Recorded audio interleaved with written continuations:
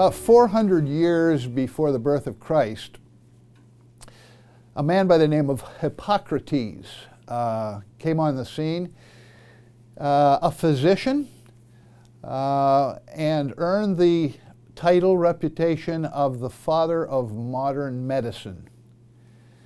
Hippocrates realized that physicians had a godlike responsibility. They were dealing with life and death issues every day.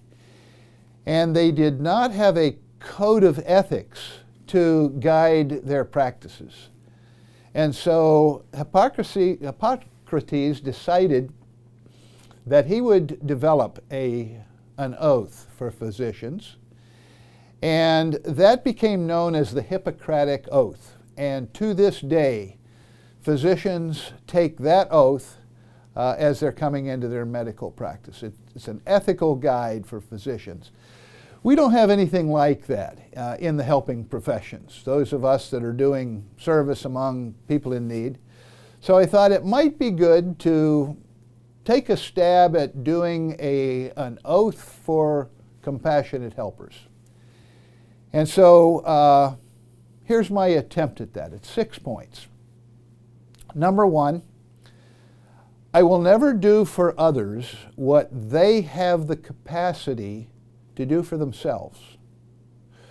When I do that for others, it disempowers them rather than empowers them. Number two, I will limit my one-way giving to emergencies, but I'll seek always to find ways of legitimate exchange. So instead of doing a food pantry where we give food away to those who are in need, we say that a food co-op would be a better way, a more dignified way of bringing people into the process of exchange.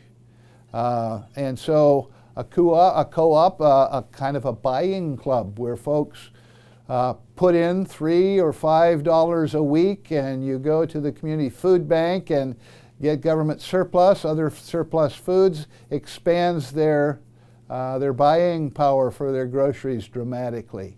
Food co-op is a much better way than to give food directly away. That one-way giving tends to disempower people.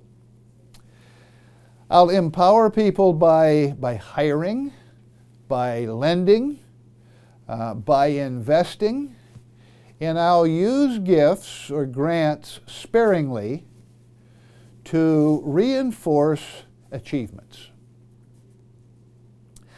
Microloans would be a good example of that.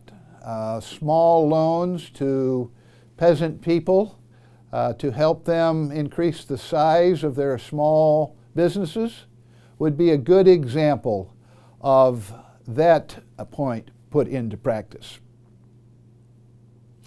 4, I will put the interests of the poor above my own interest or my own church or organization interests, even when that means setting aside my own agenda. So then the question becomes, who is this service project really for? Who is this mission trip really for? Is it about us? Is it about our having a life-changing experience? Is it about us having an adventure that we think is really helping people when it's actually all about us? Or is this really about empowering and developing the people that we say we're there to serve?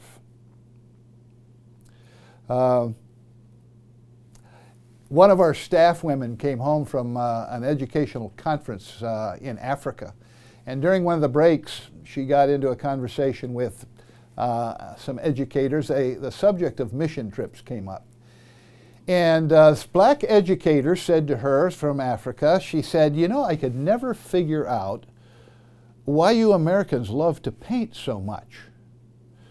She said, in my village, when the Americans were coming, they would let us out of school early and tell us to go out and get stones and mud and trash up the outside of the school because the Americans needed something to paint.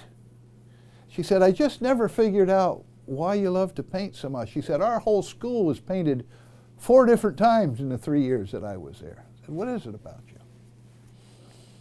Whose agenda is it? Whose self-interest is it?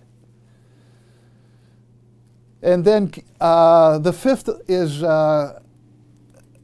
listening carefully to both the expressed and unexpressed needs of those who we would serve, knowing that many clues may be hidden. Group recently came back from Haiti, had done a mission trip there, and were telling me that as they were going through this little village, they saw a number of women with babes in their arms, wrapped in newspaper and dirty rags. And they were so moved that they went into the city and bought up baby blankets and came back to the village and handed out those baby blankets for those mothers. The following day, when they came through the village, they saw those baby blankets in the stores, the little markets along the street. Those women had sold those blankets. And they were incensed until one of the staff people on the ground said they sold those blankets for food. That's what their babies needed. They needed food more than they did blankets. That's listening carefully to the unexpressed needs of people. And then the final point, and this is the same as the final point of the Hippocratic Oath. The final point is, above all, to the best of my ability, I will do no harm.